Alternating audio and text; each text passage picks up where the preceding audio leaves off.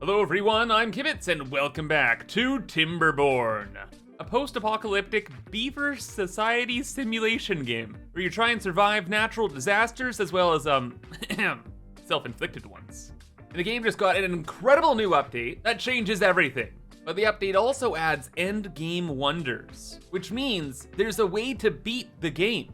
And since I have so much experience, I was wondering if I could complete the big wonder and beat the game in just 24 hours. But if you want to play the game yourself and build your own crazy colonies with custom maps and maybe mods, check out the first link in the description and pick up Timberborn today. And thank you Timberborn devs for sponsoring this video. Alright, new game. We're gonna be playing as the Iron Teeth faction because I like their tech tree and their motto, and we're gonna be playing on a slightly modified version of this creators map, just so I have a chance with the speedrun, okay? And lastly, normal mode. So let's begin. Where are we? We're here.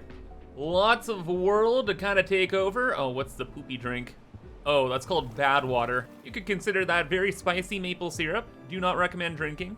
It looks like it's all over the back of the map here. All right, cool. Got some over there though. And then our main water source is from over here. So the water makes the grass green. You can grow stuff there. If there's no water, death. And there's some natural disasters which will take that water away. So we gotta be a little careful about that.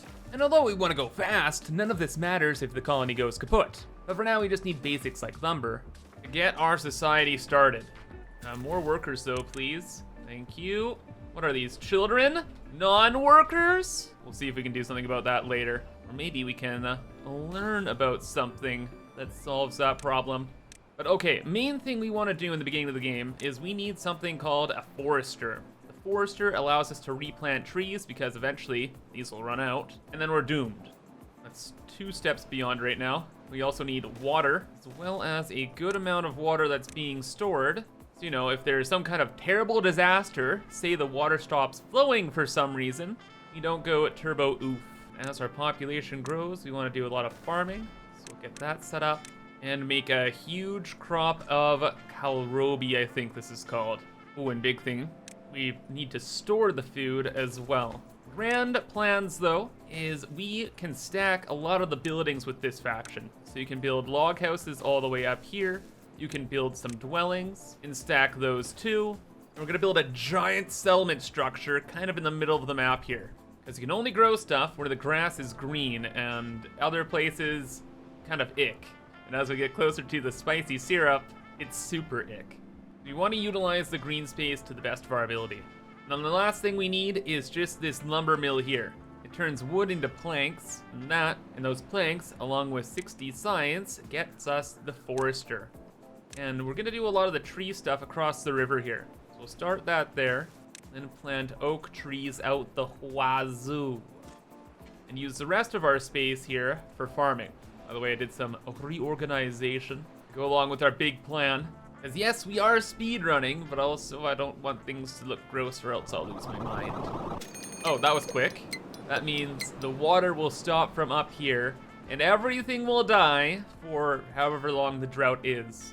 Oh, wait, no, we're beavers. We have a solution to this. We can lock a levee, build it over here to block the water, and then set up a dam that will allow some water to spill through the wall without flooding everything behind it.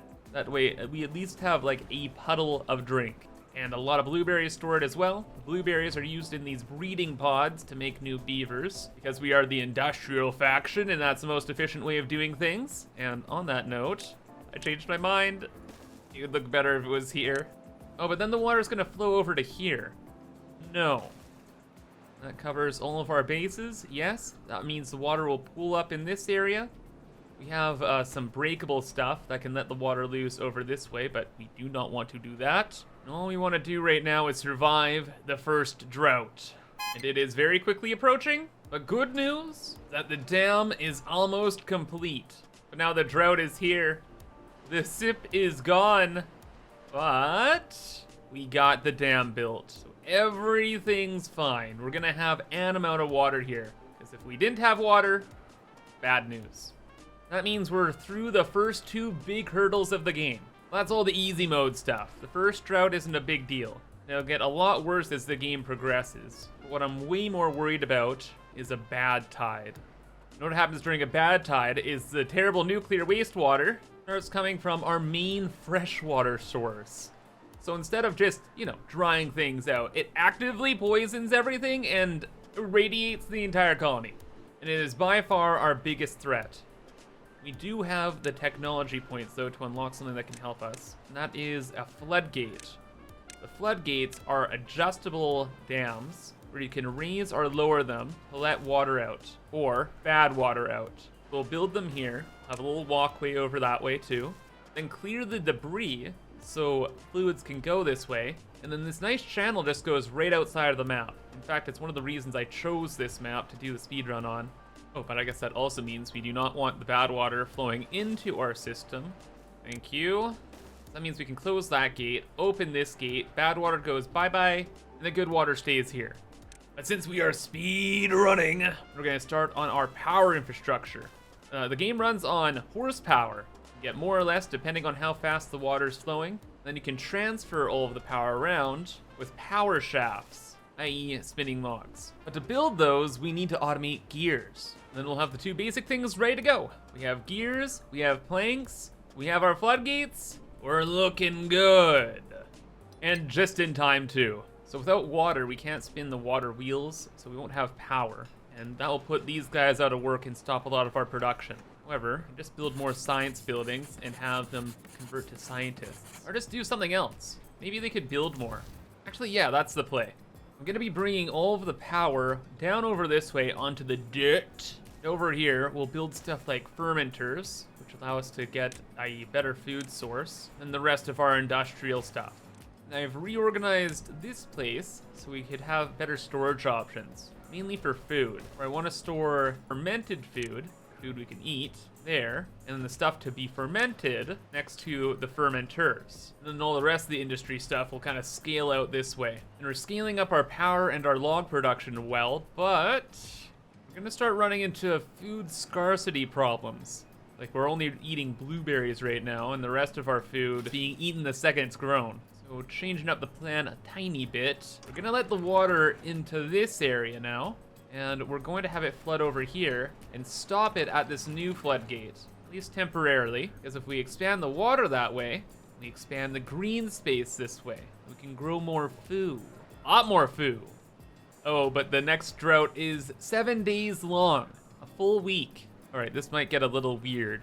I've expanded some of the farming over this way now because we're switching over to a new food source, the cassavas, which can be fermented. And the 4 cassavas become 10 fermented cassavas. Your farmland's being better optimized. Big problem is, though, you need power in order to ferment stuff. So we don't have any fermenting happening. And the beavers can't eat the cassavas raw, so we need to survive 7 days on a handful of berries. It looks like some members of our colony might get a crash course in fasting. And so long as we have some beavers survive, I have plans to increase the population after a crash. Oh, and wonderful, if things weren't bad enough, our main source of water up here, which was feeding all of the farms, dried up because I was drinking the water. We don't have too much time left in the drought. 2 days? Their situation is starting to look a little dire, but at least we're staying hydrated. After a very long 7 days, the water floweth again. Thank goodness. But what was the damage to our colony? Well, half our crops dried out and died. Population-wise, though, we lived. Still have about 50 beavers. There's all the water again. Here comes the power, and with the power, we can start fermenting food, and all the cassavas we were growing can turn into edible food, and we can grow our population out the wazoo. Excellent. Now, the only thing we have to be concerned with is these fermenters never running out of power. So with the droughts, the water wheels stop. So I found an alternative method of power. Work hard, work harder. That's the motto, right, guys? Oh, no, you're needed elsewhere for now. Enjoy the break. We actually need them collecting metal. Metal unlocks us a lot of cool stuff once it's converted into metal blocks in a schmelter. And beyond our endgame project of building the Earth repopulator, we can use the metal to make a deep bad water pump. That pump lets us collect the bad water, But why would you ever want the bad water, Kibs? It's literally in the name, it's bad. Well, we want the bad water because we can use the bad water to make explosives. But we need more science for everything. Because it works day and night, creating 10 science an hour, compared to our science buildings we have now, which make 1 science an hour, and also take a worker. So the number crunchers are way better, and I'll have them unlocked and built in a moment. So besides unlocking the machine, we just need some more power, and now we have about 2,000 horsepower. That should keep us going. So number cruncher, begin. Oh no though, we don't even need to be concerned about science. We might just die here. But we do not plan for failure. We plan for success. So I've already got started automating TNT for later, but it's not the worst idea to hedge our bets a bit. Probably with a decontamination pod.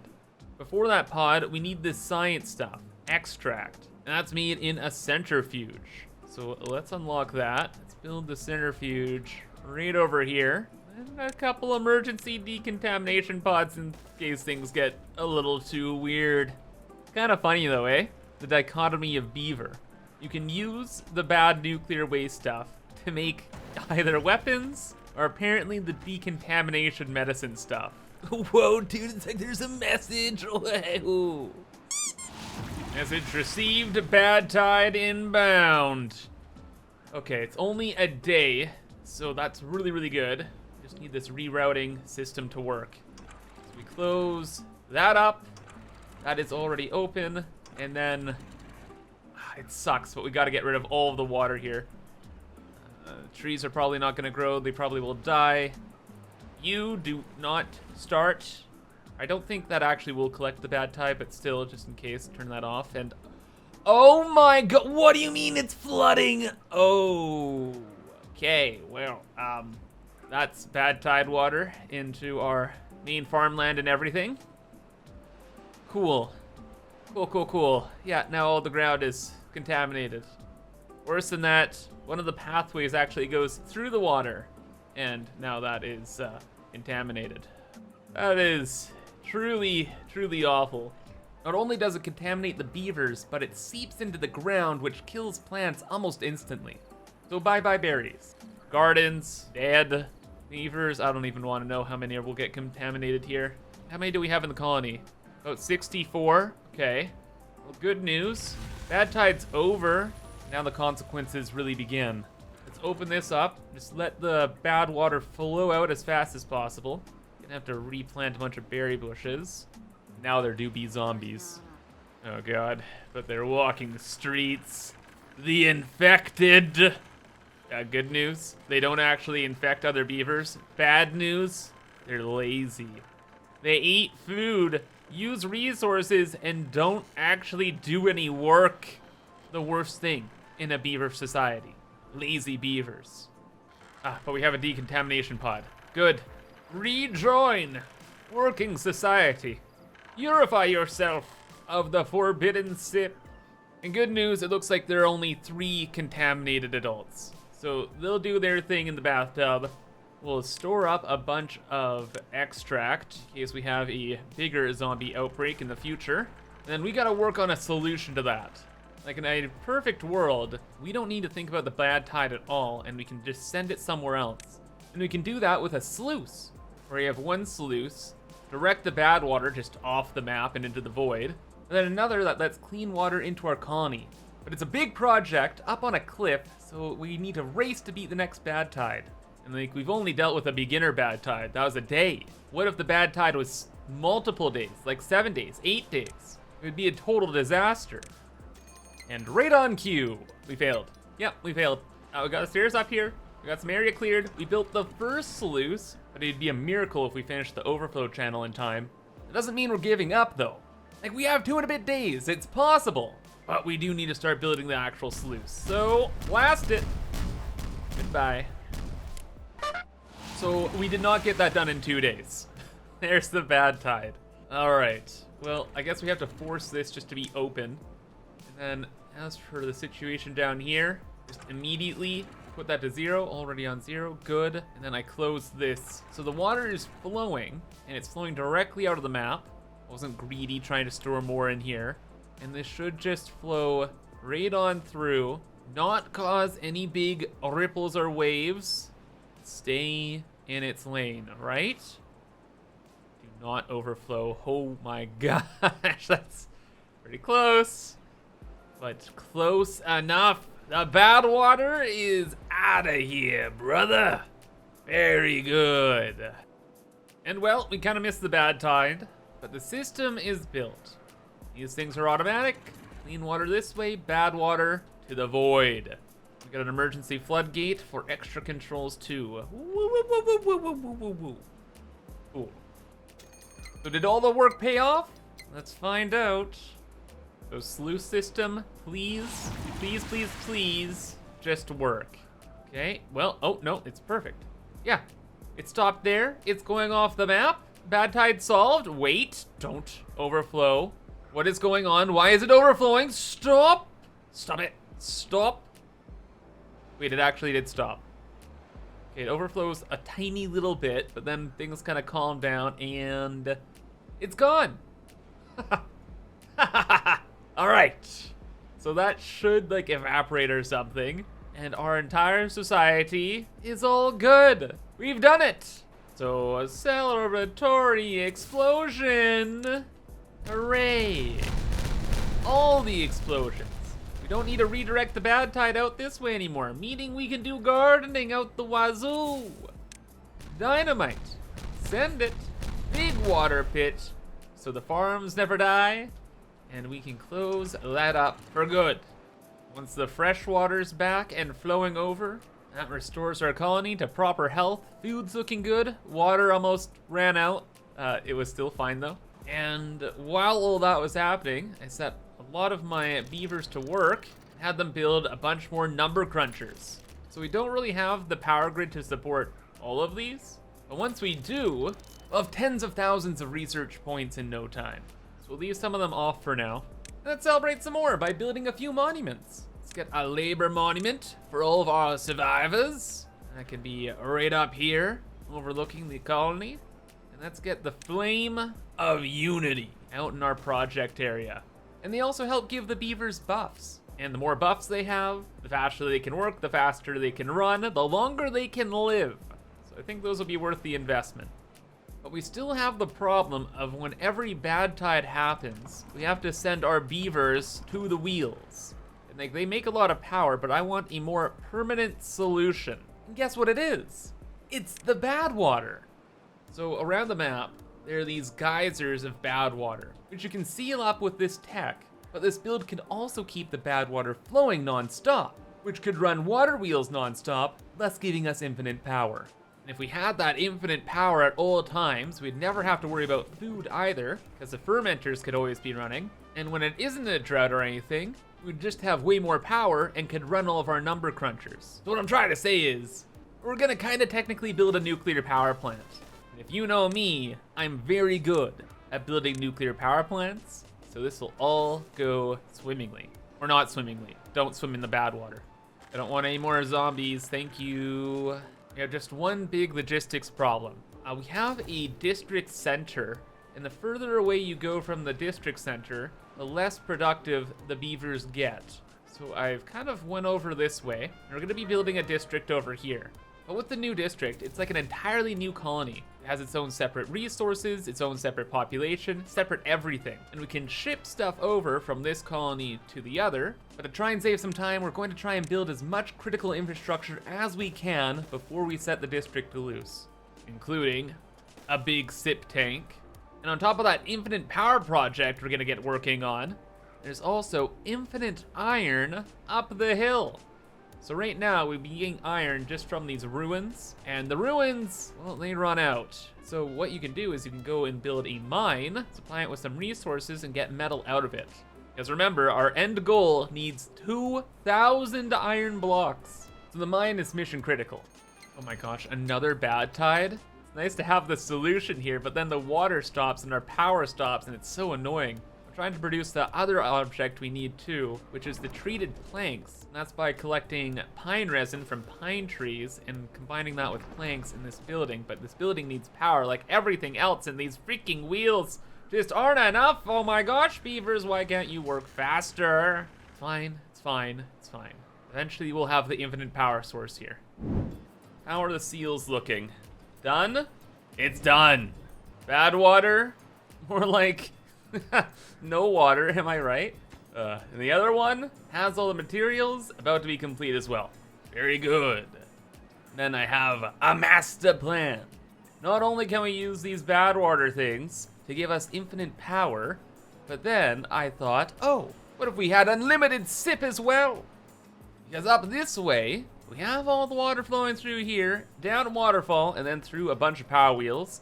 And they added a few more on here for the extra horsepower. But what if the sip went all the way this way, across a bridge, and then filled up this lake? Then we'd have all the water in the world. And then when a drought happened, we could release some into the rest of the system, and oh my gosh, we're gonna be invincible. Just require like one more little mega project here. Staircase up here. Then we'll dam all this up. And for the drink, we'll just continue it over this way, blasting away the rest of the cliff, and we'll make a new river. Ah, but egad, the cliff. How do we bring the water from A to B? That's no problem, because we can now build overhangs. Costs us a bit of science, which sets us back, unfortunately, but all of them are pretty important. We can use a bunch of them, along with the new impermeable floor, to make this an aqueduct. So we actually can bring the water from A all the way to B. Just gonna be a bit of a time investment. Yeah, bump that one up a notch, thanks. And now we're done. Don't you love editing? So this is just gonna stay open for a while here. And to finally fill this lake, we just have to detonate a few explosives and let the drink in. Come on down. Now this whole area will be flooded, turning all of the dead space into farmland and tree land, or whatever land, our land. And I've boxed up all the rest of the bad water and sealed the sources, so that won't be a problem either, except for the bad water that's already in there. Huh, that'll take a second to get rid of. Main thing is we did it. We saved the colony.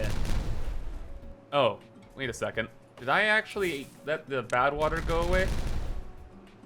Oh, no, it didn't go over this way. We may have slightly contaminated the rest of the colony. Whoopsies. It's only a little diluted radiation. They'll be fine.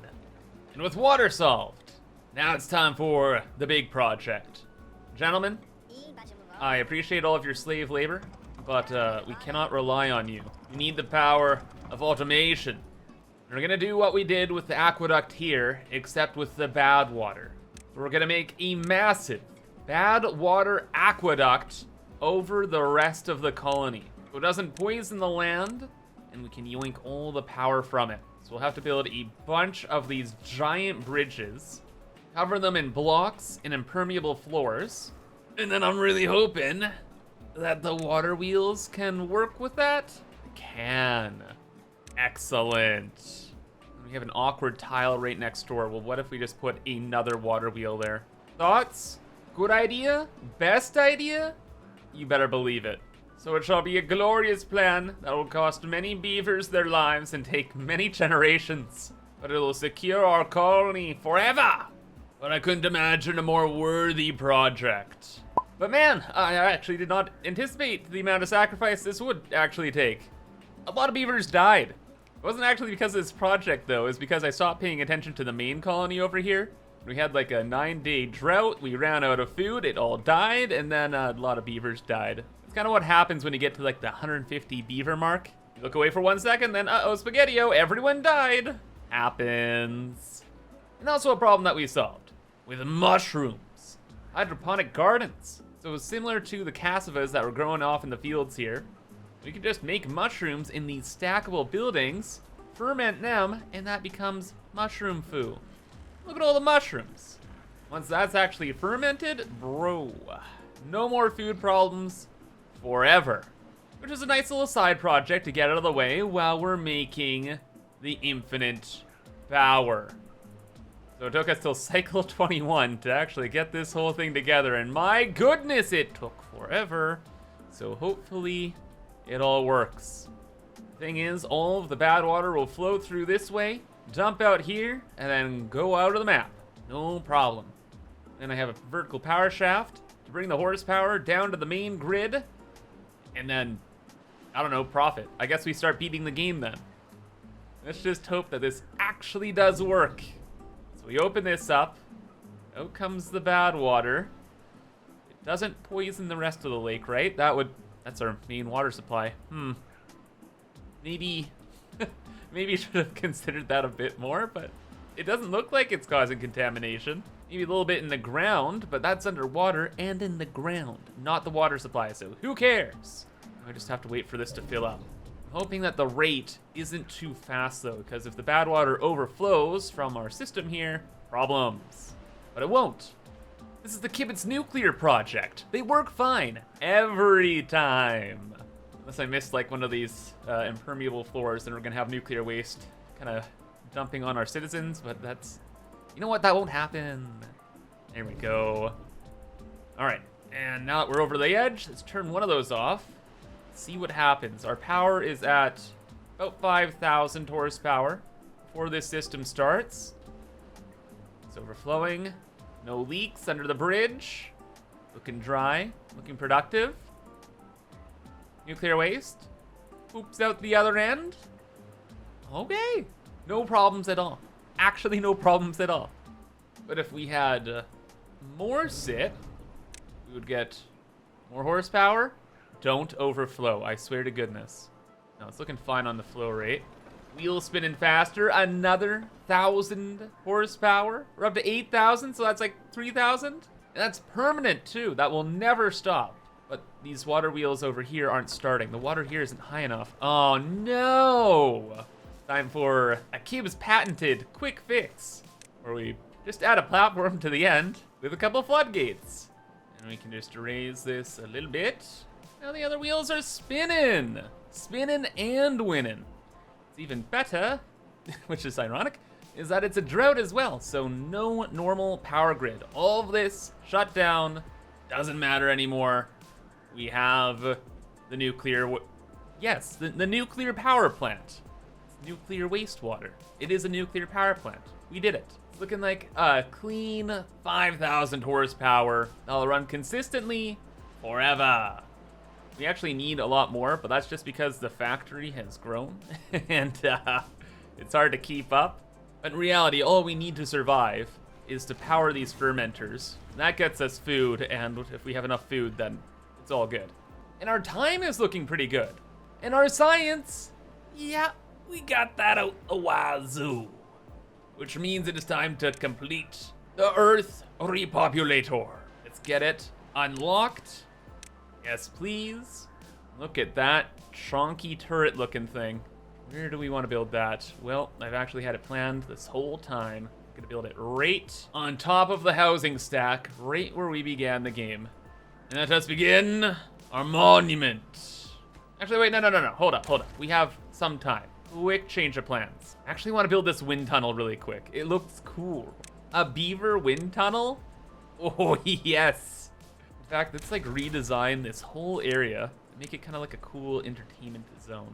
We'll flatten it all out, build this here. We'll have a power connection there. And I don't know what we'll do with the rest of the space. But future Kibs had a plan, and a good one at that.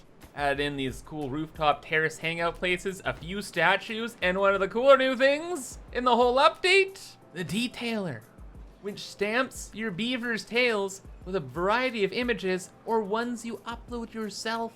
So now we're gonna have super beavers in the world. In fact, we could use them to repopulate the world too. Oh, it's gonna be awesome. Wait, what am I talking about? It's not awesome. It's super awesome. I love it. I should have built these sooner. I was just thinking it's too much science, but oh my gosh, look at all the little beavers with the super tails running around. Oh, I love it. I love it. Oh my goodness. And I've detailed up near our vital project as well, and it's simply a race against time at this point. Can we get the thousands of materials here and it built in time? Great question. Well, it's cycle 23, day 1, and it is building very, very, very slowly. And another thing about it is I don't know how many workers are actually working on it right now, but it's been so slow that I have been wanting to work on little vanity projects here and there. You know, just a couple extra trees, out and about, try out some new things, build some pretty monuments to the beavers who sacrificed their lives for the infinite power. I'm not super worried about workers anymore because we can build both hauling posts and builders' huts. And what the builders' huts do is it, well, adds more builders so they can help build things. And the hauling post brings things to the builders. So the hauling people can haul the lumber up to here or to a factory, or from the factory to the project, whatever, and the builders build there. And top it all off, what do we have cooking over here? It's the advanced breeding pod. So no more kids. They're about to go extinct. With the power of toxic radioactive chemicals, we can lab grow fully grown adult beavers. Oh gosh, or maybe that didn't solve all of our problems. Yeah, it's 22 days later and we're not even at 25% yet. But look at all the super beavers working on it like it'll be done in no time, right? It'll be done a lot faster. That's right. We're cooking with gas. Well, actually, we're cooking with coffee. One of the side projects I worked on was making a bunch of coffee bushes. And now we're gonna turn that into coffee for all the beavers, so they work faster. And there's also more beavers, which will also hopefully work harder. But from here, no more vanity projects. It is just beating the game.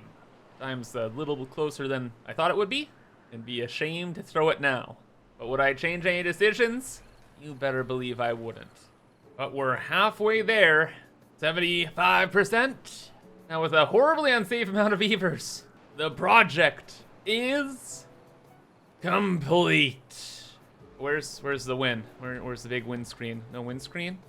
Why? We need to give them supplies in order to survive. What?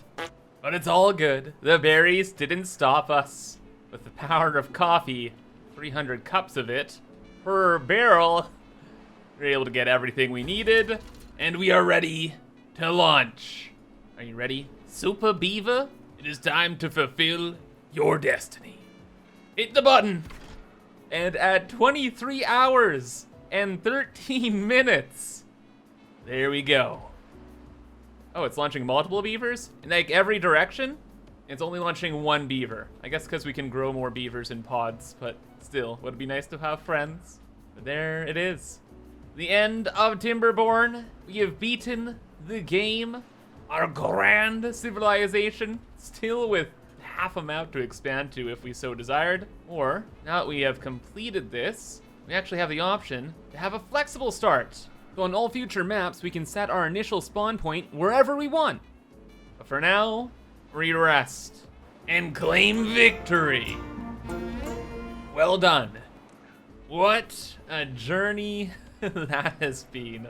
And what a fun update, having these aqueducts. Like, imagine we continued the water aqueduct all the way over here. We could have water in every single place in the map. We could have dammed this up, made this all water.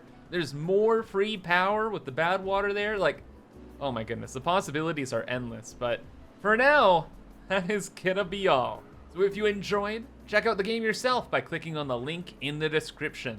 And until next time, I hope you have a fantastic rest of your day, and bye-bye.